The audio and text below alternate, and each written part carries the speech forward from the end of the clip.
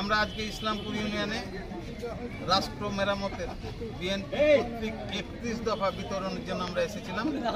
আমরা অত্যন্ত সফলতার সাথে আমাদের বিতরণ কাজ সমাপ্তি ঘোষণা করলাম এবং আমরা আগামী দিনে বিএনপির হাতকে শক্তিশালী করার জন্য প্রার্থী 10টা থাকতে পারে, 2টা থাকতে পারে, 5টা থাকতে পারে, যাকে নমিনেশন দিবে বেগম খালেদা জিয়া, তারেক রহমান, তার জন্য ঐক্যবদ্ধভাবে নির্বাচন করে প্রার্থীকে বিজয়ী করতে হবে। এই অনুরোধ জানিয়ে আমার বক্তব্য শেষ করছি। খোদা হাফেজ।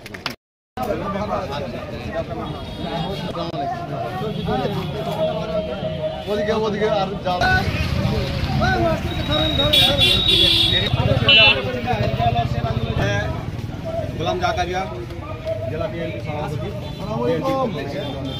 জেলা বিএনপি সভাপতি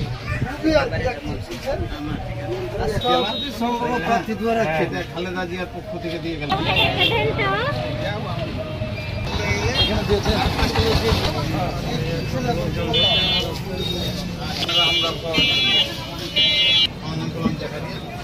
খালেদা জিয়ার বিএনপি সভাপতি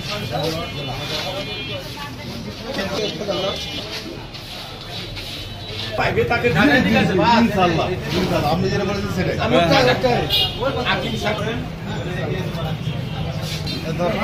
আলহামদুলিল্লাহ ভালো সবাই ভালো।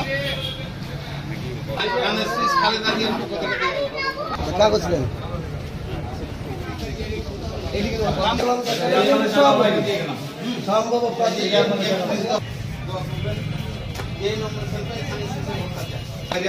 জেলা বিএনপি সভাপতি ধানের শীষের যেই পাইক না গেছে, ঠিক আছে, যেই পাইক বড় ভাই এসছে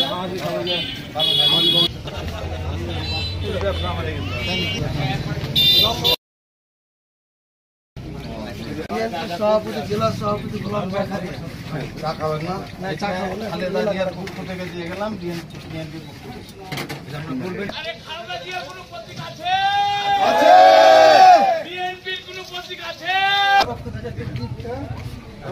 গোলাম জাকারিয়া, খালেদা জিয়ার পক্ষ থেকে জেলা সভাপতি। হাটে ছিল, হাটে একটু বেশি ভালো হতো।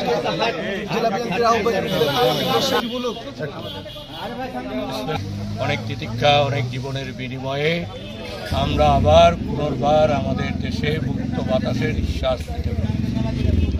এই মুহূর্তে সারা বাংলাদেশ নয়, সারা বিশ্ব আমাদের দেশনেত্রী বেগম খালেদা জিয়াকে বাংলাদেশের অভিভাবক মনে করে।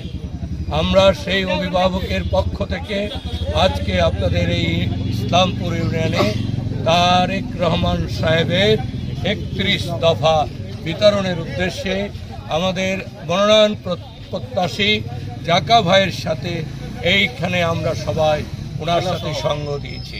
আমরা আশা করি ভবিষ্যতে শহীদ জিয়াউর রহমানের কথা স্মরণ করে, বেগম খালেদা জিয়ার কথা স্মরণ করে, দেশনেত্রী বেগম খালেদা জিয়াকে চিন্তা করে একাধারে নির্যাতন, নির্মম নির্যাতনের শিকার